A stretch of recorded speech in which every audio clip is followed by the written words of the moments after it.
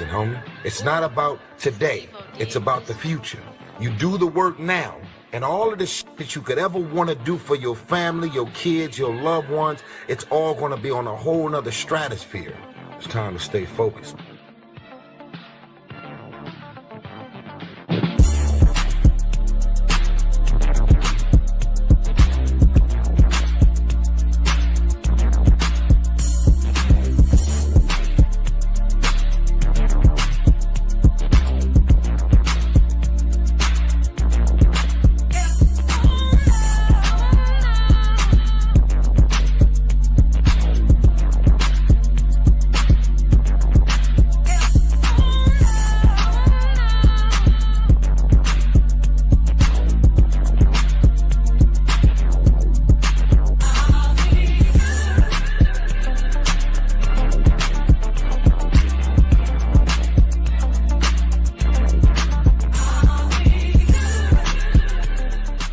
The spirit of Detroit. Welcome one, welcome all. Hold on. They can see me, right? Can you hear me? Can you hear me? Can you see me? Do I look okay? What's going on? Welcome one, welcome all. This is Spirit of Detroit podcast. I'm your host, Avery Giovanni, Spirit of Detroit, Lamar Horton. This is great. So you can see me and hear me. Okay. Y'all was playing with me last week. I seen that video. They couldn't see me or hear me or nothing. So I don't know what happened with that, but it's all good. I'm back. This is so great to be here. So great to be sharing this presentation with y'all. Facebook people, I see you. Oh, snap. Hold on. I gotta add the Facebook joint. I gotta add that. Yeah, I gotta add that. So I got Facebook streaming. I got YouTube. Yep, I got Facebook. I got YouTube. Facebook people, if y'all on, what's good? 0-16. That's a hell of a name, bro. That's a hell of a name. Yeah. Hell of a name. Shoot, I should have named my channel that. 0-16. Oh, snap. But look, we got the 49ers this week, man. And this presentation, man, it's going to be strictly offensive. I haven't studied the defense of the 49ers, unfortunately. I've been making more offensive videos and doing a lot of stuff with the offense. So it hasn't been, it hasn't been great for me in terms of the defensive side of the football, but offense always gets views, always. What's going on, Owen? Welcome, Owen, in. And I want to get started with the 49ers today. Everything they got going on. I'm going to break it down in this video. I've watched everybody. I've done everything I can with the 49ers offense and the 49ers. I understand this team like the back of my hand, and let's get into it. I wish it was a better game, but it's not. I wish it had implications, but it doesn't. So the 49ers are going to be playing spoiler to the Detroit Lions, and this season has been a season from hell for the 49ers.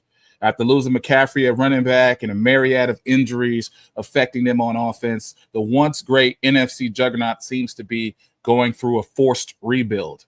With issues looming in the QB room, talks of coaches' lack of creativity, the general manager mistakes, it seems the 49ers are in over their head this season. With nothing left to play for on Monday night against the Detroit Lions, it seems as though they are left to play spoiler at this point in the season. So they're going to be coming out with a chip on their shoulder just because of who they are, where they've been the last 8 years of Kyle Shanahan and Debo and all these guys. So they're going to play us very tough and very physical.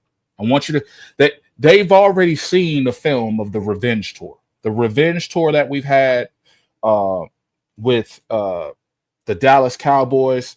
They've already seen us do some stuff to Tennessee. They've already seen us. They do not want to embarrass themselves on Monday night television again or on Monday night television against the Lions. So we have to understand where their mindset is.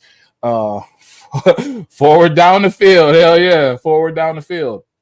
So we're going to break down some film, and we're going to do everything in our power to understand what this team is doing but their most important thing is their mindset. So you got Debo, you got all these guys. They're going to be very upset in the game. I just want to preface that before I get into it. They got a lot of injuries. Okay, this is actually the tale of two coins, the same coin, but it's a tale of the same coin, or you know what I'm saying. It's one-sided coin, I guess, right? So they have upwards of 12 injuries. The most notable injuries is Aaron Banks at the top of the screen, offensive guard, which was a very good offensive guard. They got who is that? I'm trying to find that other guard they have. Spencer Buford is another injury for them. Leonard Floyd. Shout out to all the Facebook people joining me. They have a lot of injuries, and this is really a tale of two teams with the same issue, right? One team sunk to the bottom with no injuries or with all these injuries, and one team kind of keeps rising to the top. So we have to salute Aaron Glenn, even though some of us don't want to for whatever reason, because the Shanahan tree and system is predicated on players no matter what. So we have to understand that they have the same, if not more, injuries than us, or equal to, rather. They have equal to, but they not producing at that high level. Okay. So with the frustration of this season and the frustration and the lack of production, we have to understand that they have excuses. Okay. They have excuses. So when we lost to the Bills and some of y'all had excuses, there was no excuse. We didn't play well. Okay. You can't blame 12 injuries. We could be like them and be 6-8. So just saying. So look, this is the key notable injuries that they have, right? This is their starting offense, but something you're not seeing here is the fact that 5 starting offensive linemen from their initial 53-man roster are now on IR. Won't play again at all. Feliciano, who was a very good, I believe, left guard, Trent Williams, Aaron Banks, Jalen Moore, Ben March. Trent Williams stripping away. Trent Williams is shut down for the season. And, that's going to be stripping away their depth at offensive line.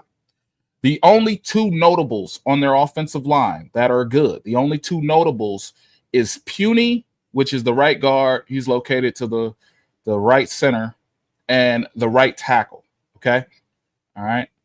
So it's taking a toll on their offense. You could say I lost train of thought. Hold on.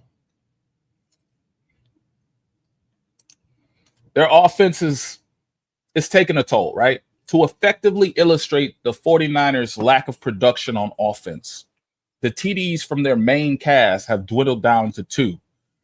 In this season alone.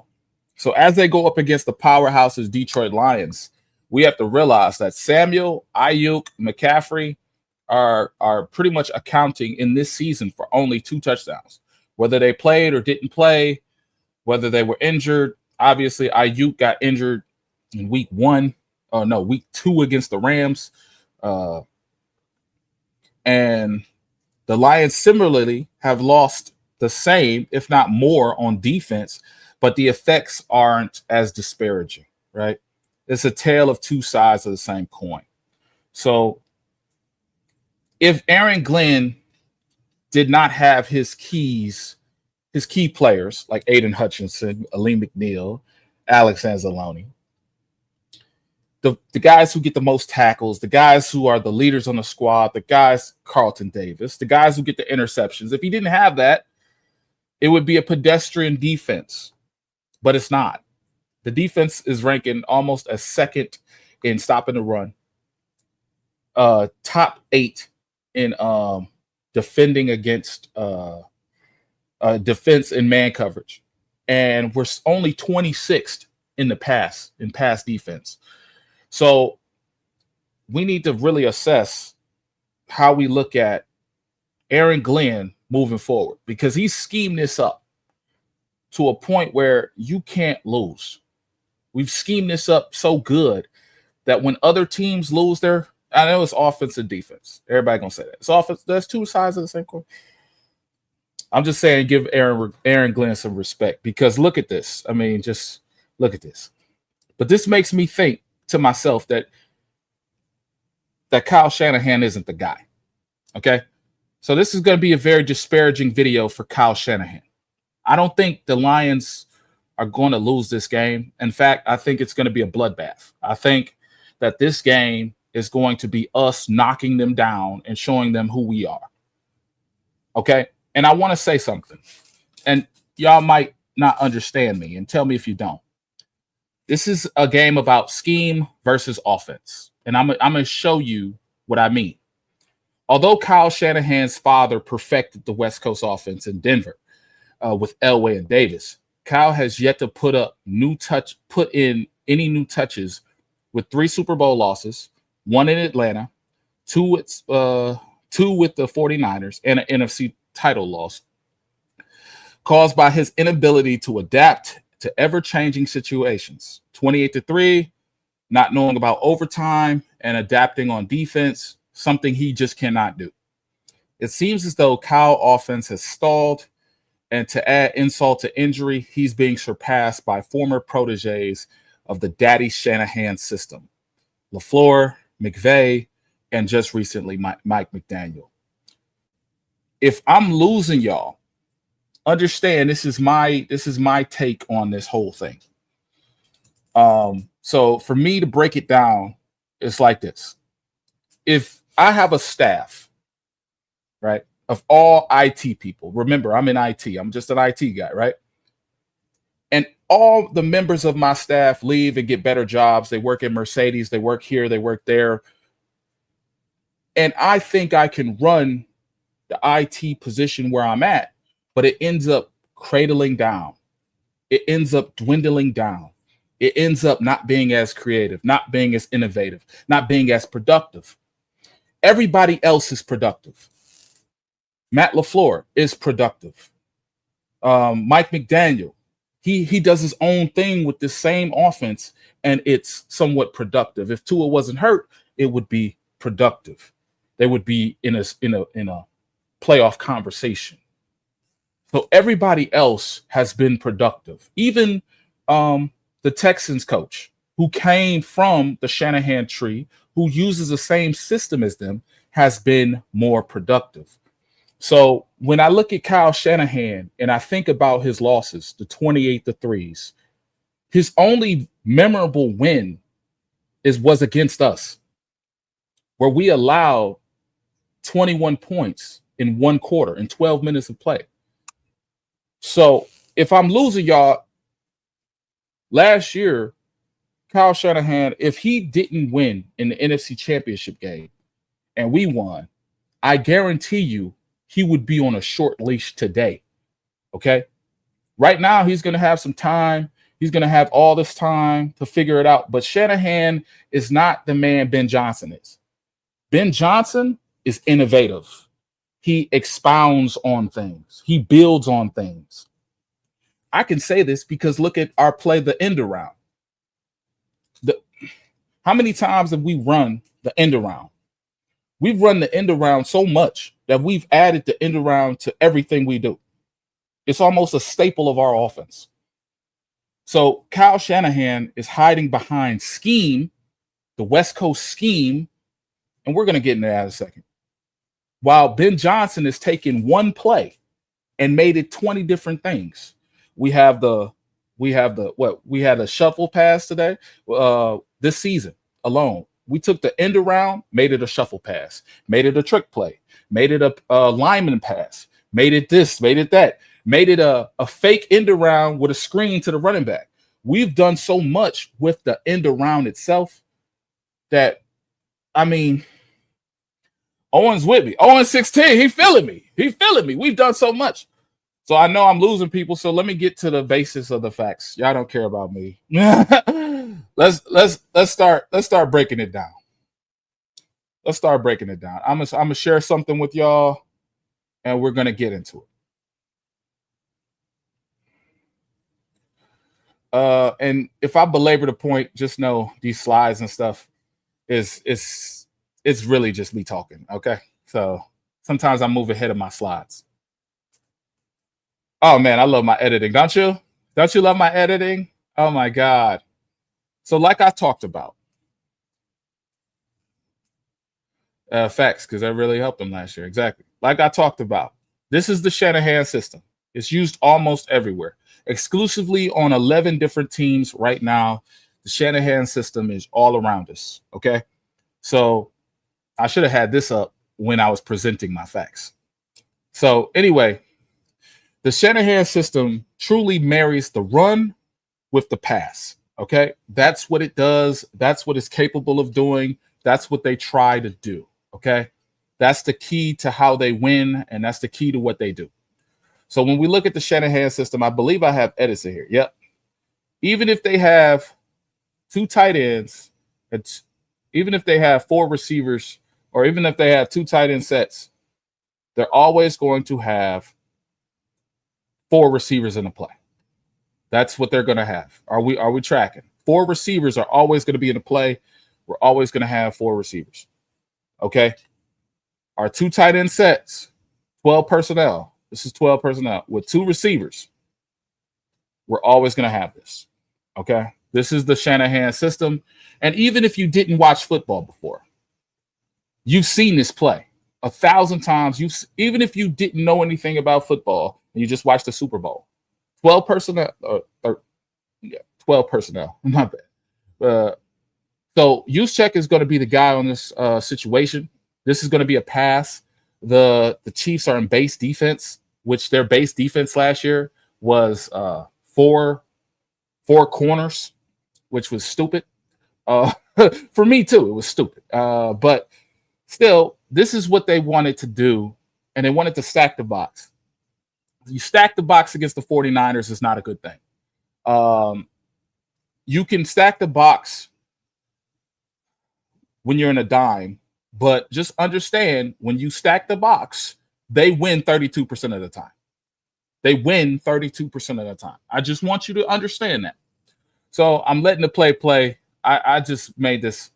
So the Kyle Shanahan system is based off of play action and flow action. Okay? That's what it's based off of. This same play can be a zone run to the outside, which they love to do. It would be a play action boot, which it is right now, but it marries the run and the pass. So even if a person didn't watch football ever in their life, they've seen this play before. The design of this play came from Bill Walsh.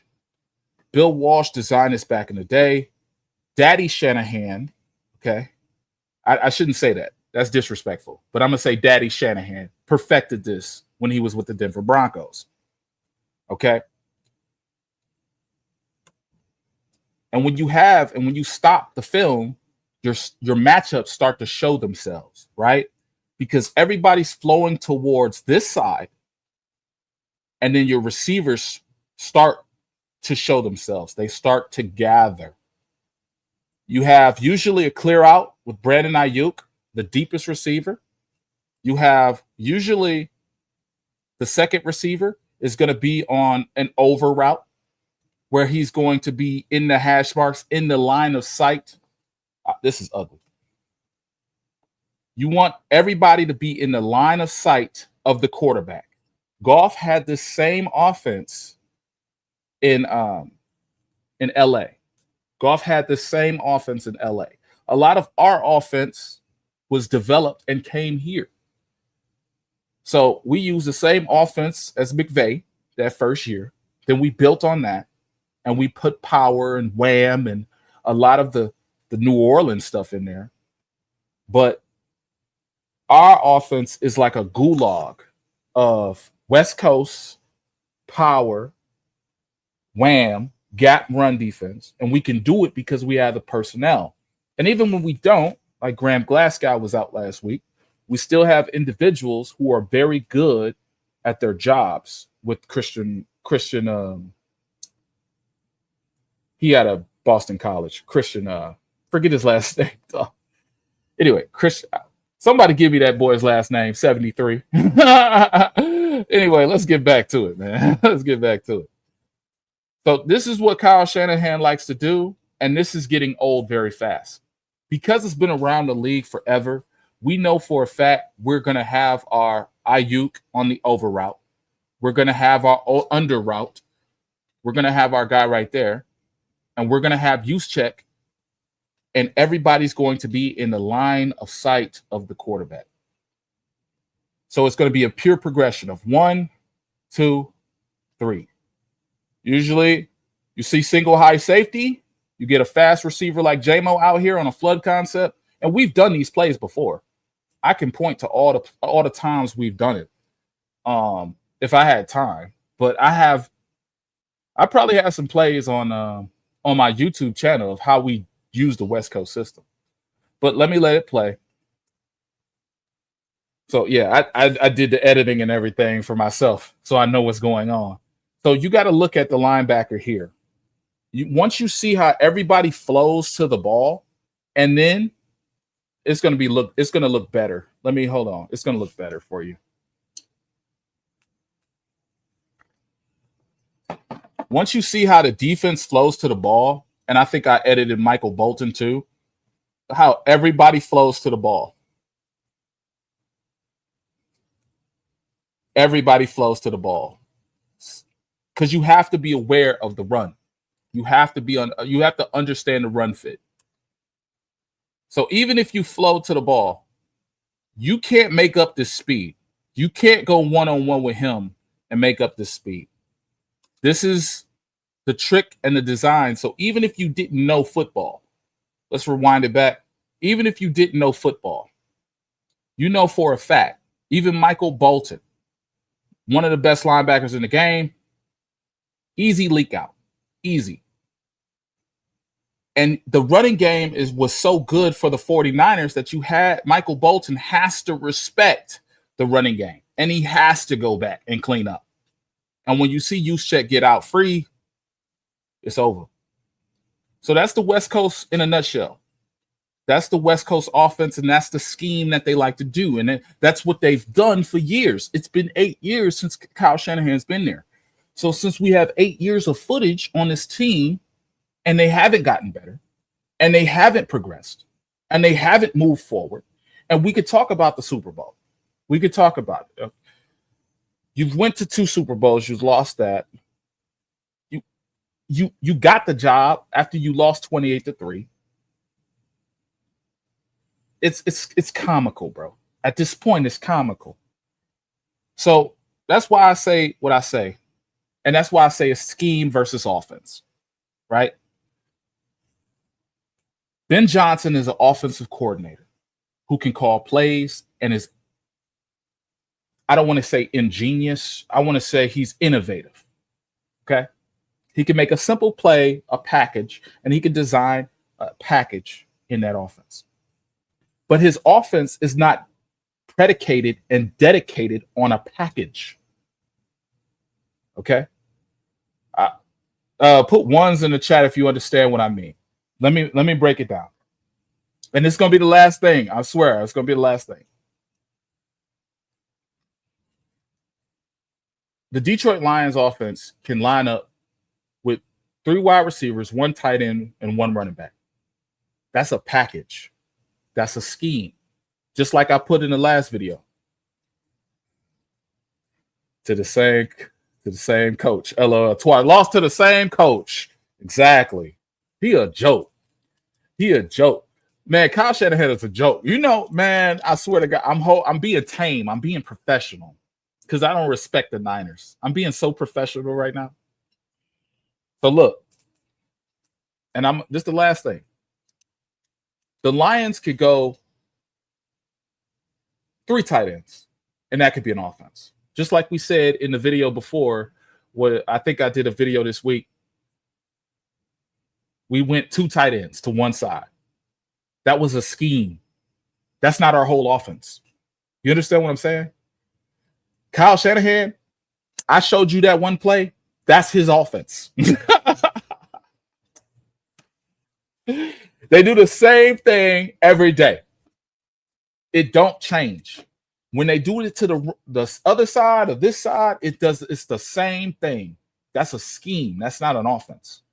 Even if they go 4 receivers, they start getting bland, and you start seeing his lack of creativity. Because when they go 4 receiver sets and they're in shotgun, what they like to do is they like to have long progression plays. And when they go on long progression plays this season, as we've shown, they don't have the tools to do it. They have 5 offensive linemen on IR. So they can't even get chunk yardage at this point. So Aaron Glenn, with no corners or not, the 49ers are toast. Their saving grace is Kittle. Josh Kittle, get his name, George Kittle. That's their saving grace because they're not getting production from their key weapons on offense. How do they still win with the scheme when other teams know? Exactly. Okay, check this out. That's a great question. Kyle Shanahan's offense and West Coast offenses depend on the principles of the offense and the principles of the defense.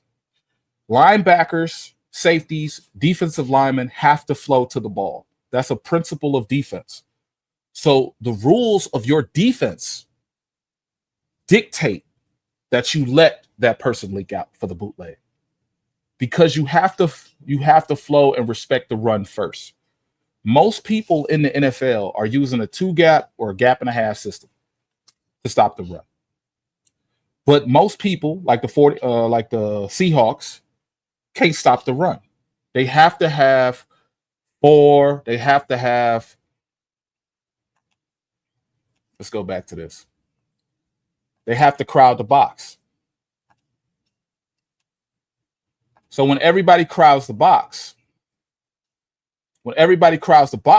because they have to respect the run fit. See, the key to Kyle Shanahan and Daddy Shanahan's system is the run game. That's the key. When people respect your run game, they have to respect everything you're doing. We seen it with Michael Turner in Atlanta when Kyle Shanahan was in Atlanta, and he had the 2 running backs, and they was going crazy. The principles of defense first. You have to respect the run. So everybody knows what's coming, but they can't defend it because the principles of their own defense handcuff them. They have to respect the run. And since they have no running back, no one respects the run. They had Shaq Mason. They had Mason earlier this season. He did go off. He went crazy. But I believe he got hurt. And then when he got hurt or suspended, then the offensive line started deteriorating. So now you have a situation where your scheme depends on great players playing effectively, your offensive line playing effectively, and they don't play effectively. And then your running back is not in the game. The key to the whole thing, it breaks it down, it destroys it. And that's what's happened. That's what's happened to them. It's taken a toll on their whole offense. But that's a great question. Did I answer that, Rick Sarah? Because, like, again, if I'm talking crazy, let me know. I could be wrong, and I'm still humble enough to say it. But McCaffrey's out, so that hurts him. Exactly. Yeah. So look, the perfect regression. I think this is the last thing I'm gonna say. Oh yeah, thank you. All right, no problem. Hey, no problem, man. Look, you make me better. Y'all don't think? Hey, look, 19 of y'all in here, y'all make me better. Okay, y'all look. I'm just a guy. I'm an IT guy in my basement. I gotta know my stuff. So y'all iron sharpens iron. And to add insult to injury, Purdy is regressing. So now you have a situation where you have Purdy is up for a contract and he's regressing poorly. Okay. And I don't think it's too much of a regression, but it is concerning. Oh, snap. Hold on. I gotta get to my sponsor on here. They be tripping. Let me get to my sponsor. And yeah, let me get to my sponsor and I'm going to come back. with a video. Come back and explain Purdy's regression and how we can expose him. This is a Huddle Sports Network broadcast. You can find us on Roku TV, Amazon Fire Stick TV, Facebook, and YouTube. Get all your sports news here first. The daily podcasts are Ken and Ken in the Morning, Lions Talk with Smoking Jeremy B, Wrestling Roundup, The Big Football Show, and more, Shield TV, Lions Villain Report, and Red Zone Rant. The afternoon podcasts are Valhalla, Grosef Sports, WCFL Dolphins Talk, The Cheap Seats, The Bodkin Show, Spirit of Detroit Podcast, and MM The nightly podcasts are Palace Hall Report, Frozen Tundra Network, Skull Gang 365, the Huddle Sports Network Open Mic, First and 10 with Foz, Main Event Football Show, Prime Sports World, The Man Cave, Prim and Proper Sports. Spitballing Podcast, Lions Fan Cave Chat, Puckett, 313 Den Podcast, The Guys Huddle, Shots from the Sideline, Let's Talk Sports, The Michigan Truth Sports Podcast, Off the Rails, NFC Northeast, Power Hours, and Detroit Lions News. Make sure you follow, like, share, subscribe, and comment. Hope you like all the shows. Okay, you see how that's TV magic, man. That's TV magic. We did it. TV magic. Okay. So Purdy has regressed in a similar way to CJ Stroud, but Stroud is better. Stroud has a reason to regress. Stroud has 4 offensive linemen with more than 5 sacks. Purdy, interestingly enough, almost tied for sacks with the Texans, but he still is making key mistakes in key situations. And this guy wants $60 million. Supposedly, reportedly, allegedly. So now the fan base is turning on Purdy. The fan base is turning on Kyle. We know that's going to happen. And the media over there for the 49ers is explicitly turning on the 49ers and starting to ask questions of who's elite and who's not. Okay? So one factor, yeah. Get y'all going. Oh, tell me if I'm glitching out, because you know when I share these pages, am I glitching out? Okay.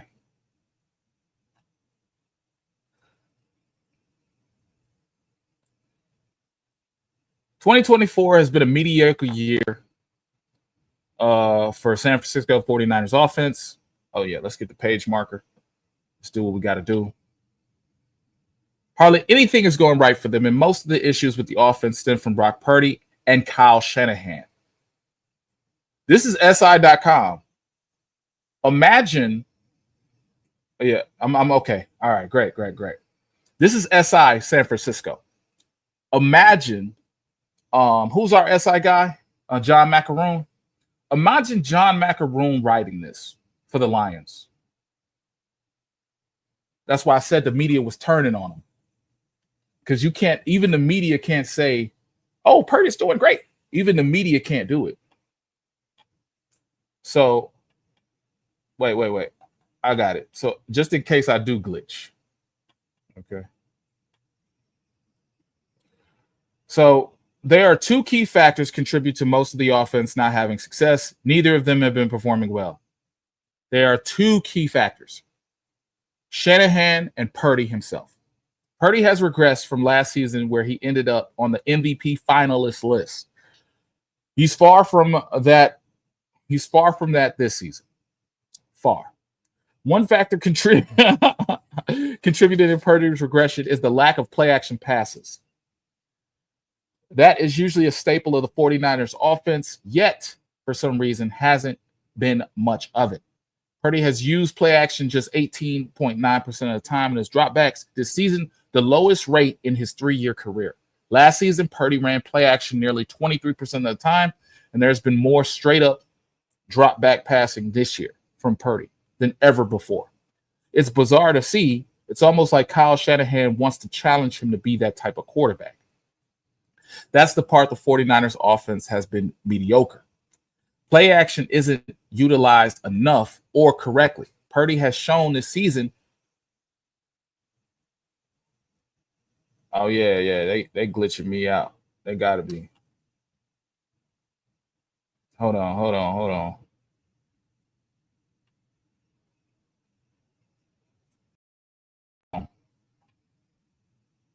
There we go. So anyway, yeah, I was glitching out for a second there. I knew it would start, but when those ads get going, nah. But yeah, it's the lack of play action passes. It's the fact that Purdy has to carry this team because he's the healthy individual. It's the fact that got that slide, that we have the injuries that we do have. It's the fact that Samuel and Ayuk haven't been elite. Samuel just getting back from injury. Ayuk out for the season, holding out all this last offseason, and holding out and getting injured in the second game, and dropping touchdown passes against the Rams. This is what I like to see. McCaffrey being literally injured since the first week, going under the knife first week, coming back, and then not really doing anything. This is what I like to see. Part of me wish the 49ers were an actual acceptable team, but I don't care. I want my division. I want the bye week. They are in the way of that. Now, in terms of Purdy, the Lions are going to force him to pass and force him to win the game. We already taken away the run, and we already taken away the run two ways. We're taking away the run, first of all, with the scheme that we play, the gap and a half system. We're taking away the run that well. Everybody's playing well. Pat O'Connor is playing well. I want to do a film study of Pat O'Connor. Zadarius Smith moving inside on certain plays is that's doing well. But the second thing, we force teams to pass because we score very quickly. We're one of the most efficient offenses in the league. So we're top 5 in offensive efficiency. So we force you to get away from the run. We did that with several teams. We forced them to get out of their own head. And honestly, I think that's another side of defense is a good offense.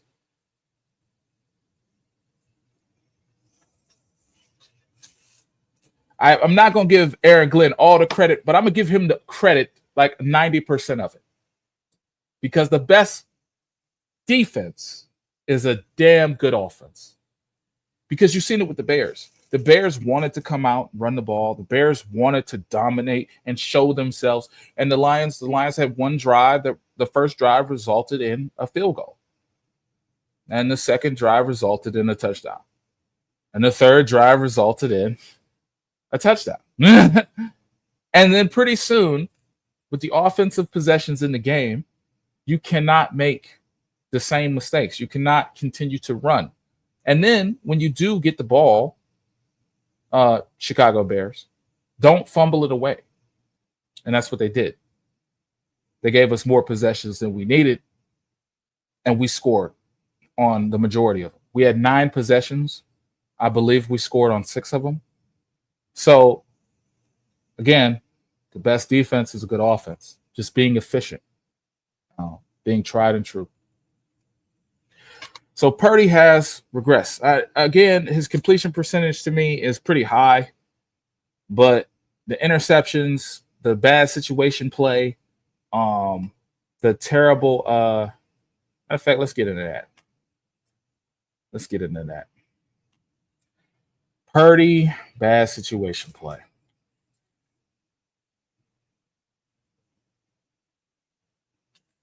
Tell me if it glitches out, because he had a key incompletion last week.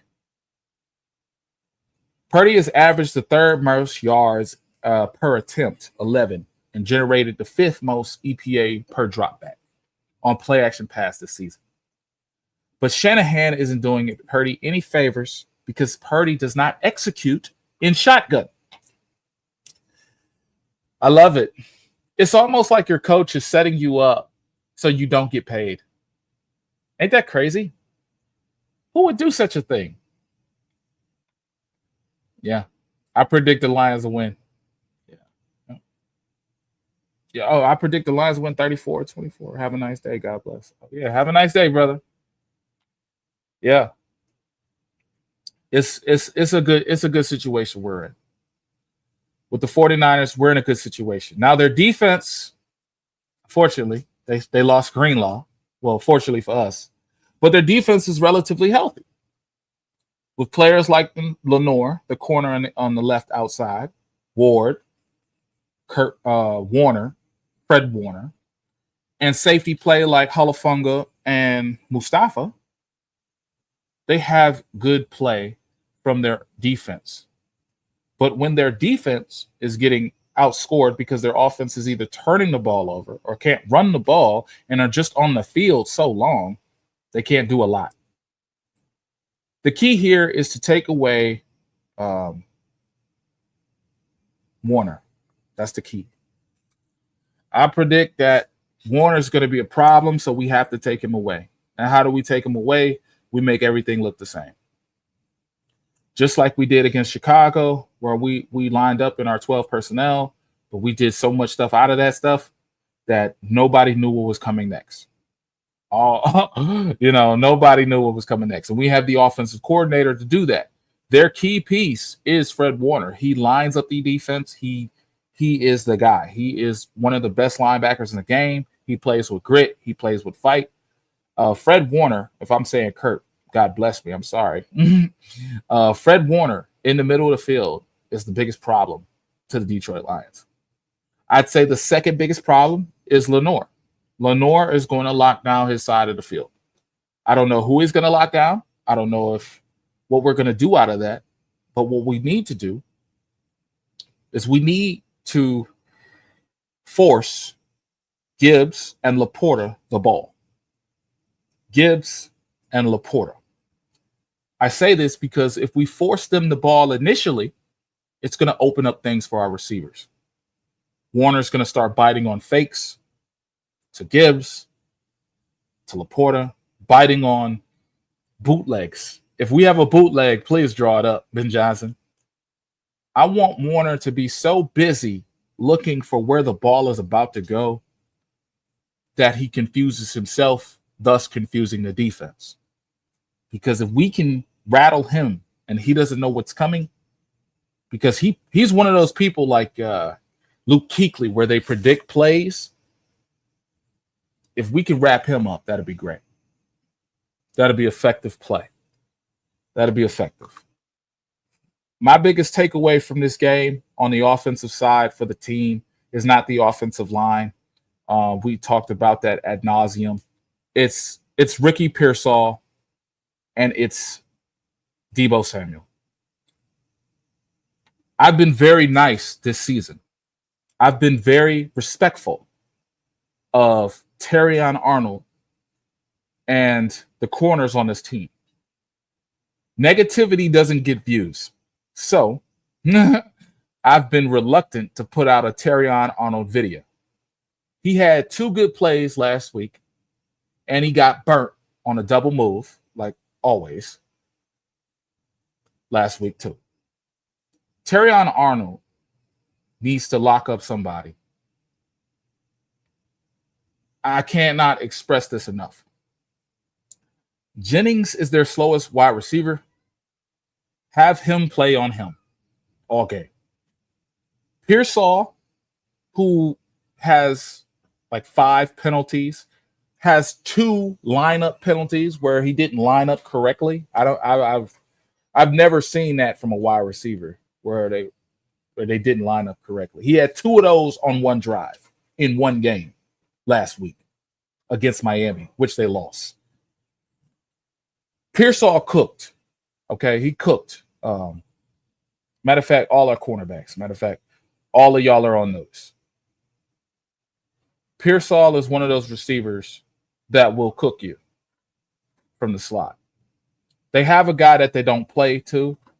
Let me pull up his name. He is a 4.2 speed guy. And I think that we should know who that is. I have found his name yesterday. I forget his name now. 49ers wide receivers. This guy comes in the game.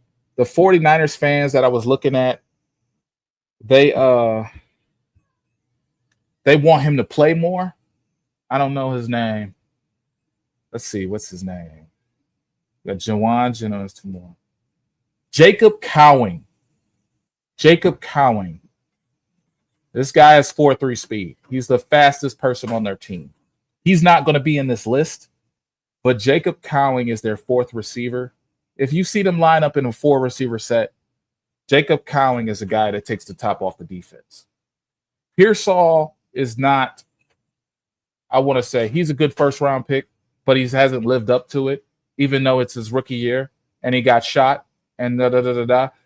49ers fans are had it up to here with Pearsall. I don't know how this has gotten to this point, but when you start looking at the penalties he's getting off lining up, he has 11. They have 11 penalties on offense. Like it's starting to look weird. It's like, I don't know. It's like they have so much high expectations to lose the Super Bowl like every year that they're so upset. But Ricky Pearsall is getting a lot of hate. I don't know why. I don't watch the team exclusively. I started my research yesterday, but he's getting a lot of hate for the penalties. He's getting a lot of hate for not catching the ball. But Ricky Pearsall on Terrion Arnold in college, Ricky Pearsall cooked Terrion Arnold. Okay. Ricky Pearsall cooked Terrion Arnold. He knows Terrion Arnold. He knows who that is. He love that. And y'all can say what y'all want to say, but I'm telling you right now. Now, Juwan Jennings is their slowest wide receiver. He's a possession guy. They like doing stuff with him deep, which doesn't make sense because he's slow. But he does have a good catch radius. He's efficient at catching the football. But other than that, it's really Debo, who's a running back wide receiver, and it's really Kittle. So the Lions are going to have a problem with Kittle and Pearsall because we know what Debo is going to do. See, Debo's going to, like, I secede. Debo's going to get his yards. I secede. Debo hasn't been healthy all season. Debo was snapping at the coach last week. I read somewhere where he was snapping on somebody. Like, Debo's going to get his yards. It's going to get. I don't need Debo to get out there and try to be a Pro Bowler. Matter of fact, look forward to the Pro Bowl, Debo. You're not going to the playoffs. Look forward to the Pro Bowl. But Debo and Kittle, I feel like they're going to get touches. Kittle's been the most productive player on this offense this season. He's been the most consistent. He's been the most productive. Stopping Kittle with Campbell, with Branch, with Kirby is essential to us winning. We cannot let them get off on third down and move the ball on first down. We cannot let them. We can't let them do it.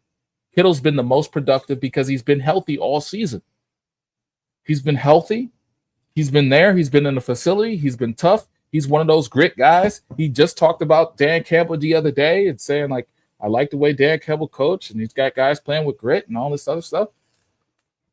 George Kittle is going to play the same way every day. He's going to show up. He's going to show out, and he's been doing that. So for the 49ers, they haven't had no play-action passes. They haven't run the ball well, and they haven't gotten back to 49ers football. They haven't had an identity. Brock Purdy essentially has been reduced to a drop-back quarterback or a shotgun quarterback, and he's not that. They don't have the offensive line because they have 5 guys on IR that are productive people on their offensive line. Now, the right side of that offensive line is sturdy. Yes, the right side with McKinnis and Puny is sturdy. But that left side is shaky. So Zadarius Smith needs to line up on that left side. Ricky Pearsall and Jennings. Just remember, matter of fact, remember me. When Terrion get cooked by Ricky Pearsall, And if we somehow in on God's green earth line him up on Deebo Samuel, oh my God, I will be furious. Furious. If he get cooked, just come back to this video. You was right. Just type it in the comments. You was right about this dude. Because Terrion got cooked last week by a Dunze.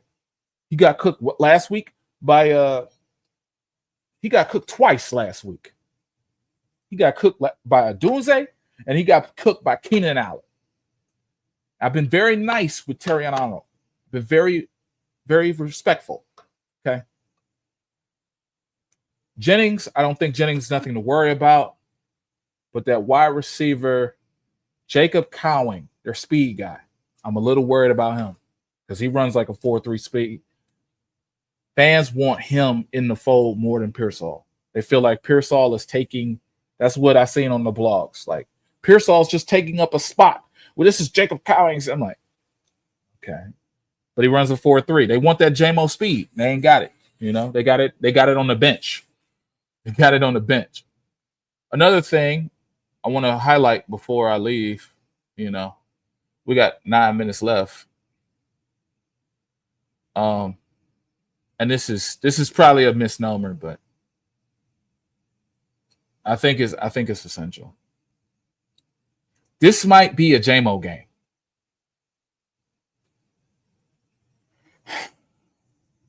I don't really want to say that.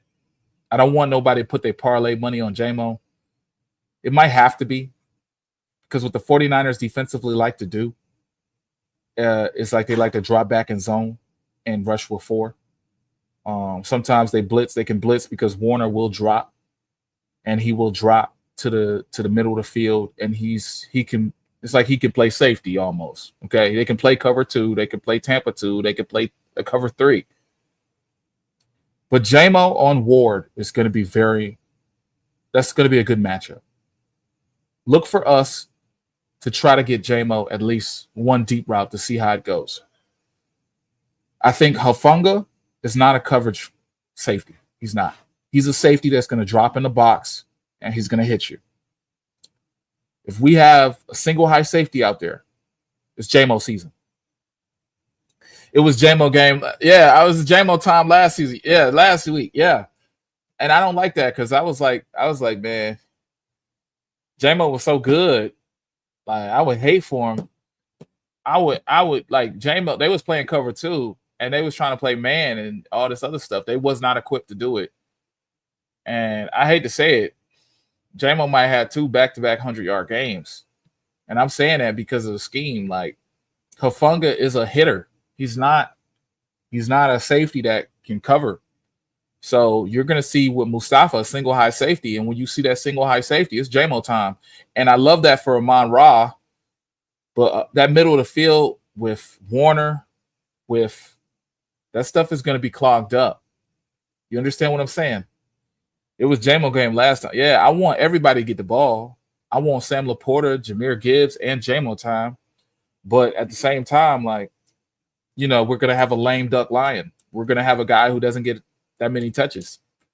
I don't think St. Brown's going to get that many touches this week. Just because if Laporta's got to keep Fred Warner active, Gibbs is going to keep both of those linebackers active, and maybe that'll open up things for Amon-Ra St. Brown. But JMO on Ward, that's easy money. JMO on a single high safety, easy money. So, you know, that's my presentation, guys. I think JMO anytime touchdown is coming. I think JMO anytime touchdown is coming. I would say I would like this to be a Amon-Ra game only because Amon-Ra just deserves it. You know, we haven't had like 120-yard game from Amon-Ra since Tampa Bay, which was a loss. I would have to look that up. I mean, he's been racking up yards, but it ain't 1,500. He got 1,000 right now. You know what I'm saying? So my Netflix special, buddy, he got a split time. What else before I leave? Oh yeah, Joey Bosa or Nick Bosa, the Bosa. Anyway, Sewell on Bosa is going to be a matchup. Sewell didn't have the best game last week, I would say, because I think he gave up 2 sacks. or he gave up a pressure and a sack. That's going to be a matchup we have to watch. I'm not really. It's just on my notes right here. I just wanted to say it just to make sure we all tracking that Bosa's still playing. You know what I'm saying? But the 49ers are in disarray. They're not good. I don't think they will be. They need a rebuild. They need an offensive line. Kyle Shanahan is a fraud, like we have exposed. And many of the fan base is saying he's a fraud. So any questions for me? I'm going to have to rewatch later. Oh, yeah, absolutely. Brent DeWitt. What's up, man? What's up? What's up? Yeah, man, we just talked about Shanahan being a fraud, offensive production going down. What else? Yeah. And then, and this. All they're doing is playing spoiler, and they can't do that. They don't have the talent. I mean, they have the scheme. They don't have the talent. I'm just going to tell y'all this. Kyle Shanahan, to me, is a fraud. Been saying it for a very long time. I couldn't say it in Detroit spaces because we were losing, but now we're winning, so I can say it. Shanahan, I don't trust him. I don't believe in him. I think he's just took his daddy's system, and that's all he has, while his proteges, Matt LaFleur, Mike McDaniel, O'Connell, everybody else has moved forward. Everybody else has won with the Shanahan system. So you have like 20 teams playing the Shanahan system, and they've all won. So when I look at the Shanahan system and the Shanahan tree, I'm not impressed anymore. There's no way they can impress me. There's no way they can incite their ideas on me. Present my page.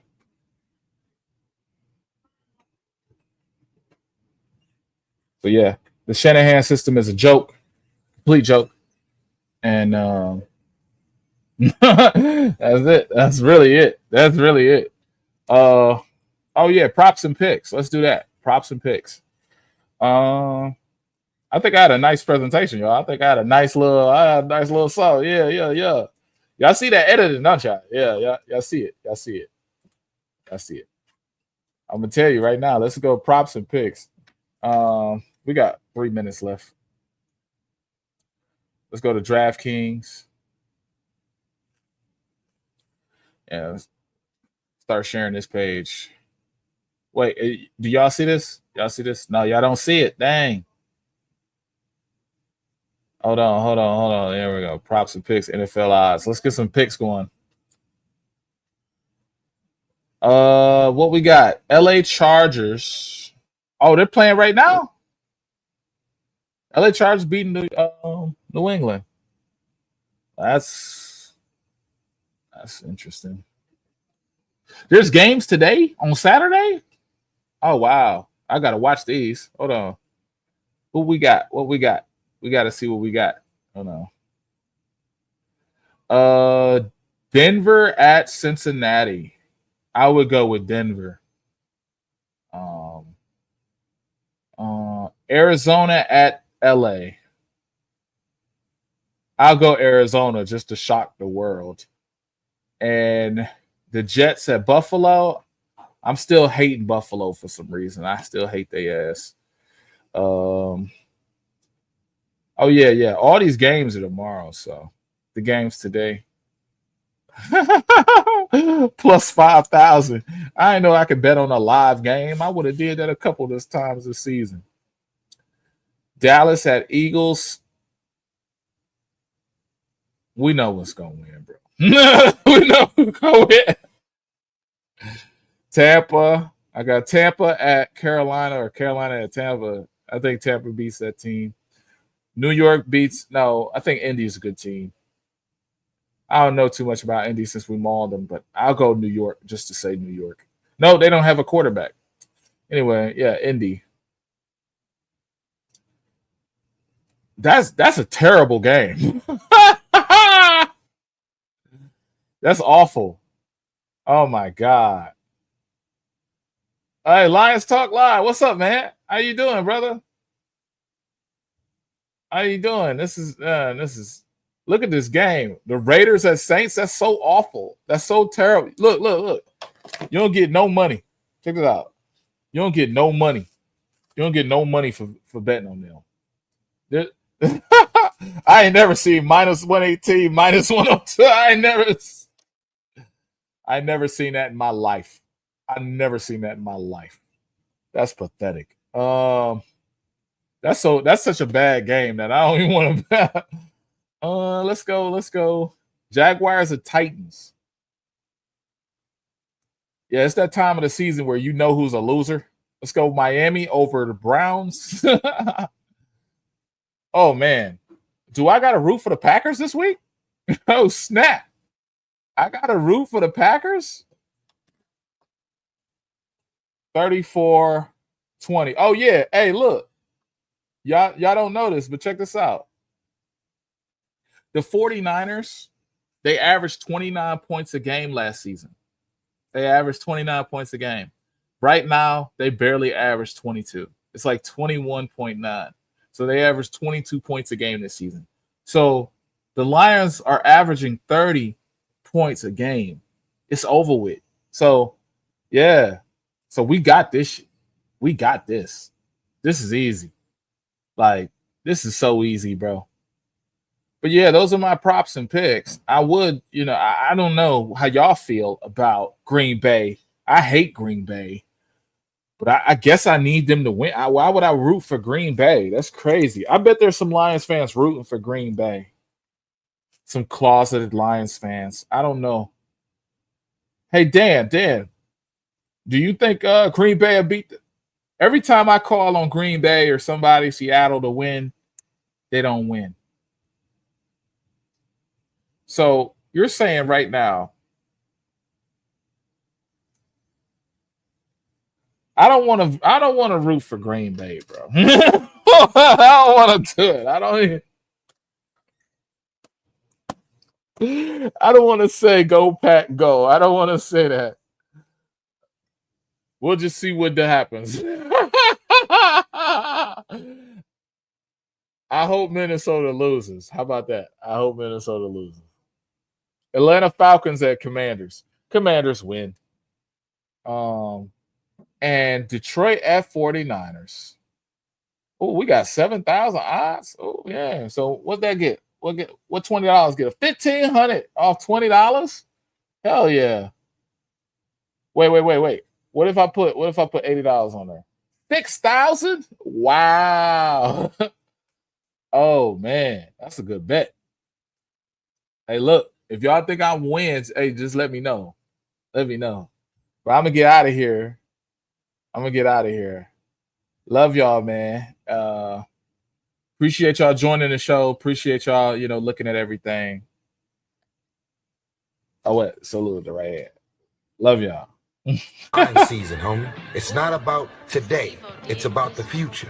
You do the work now, and all of the shit that you could ever want to do for your family, your kids, your loved ones, it's all going to be on a whole nother stratosphere. It's time to stay focused.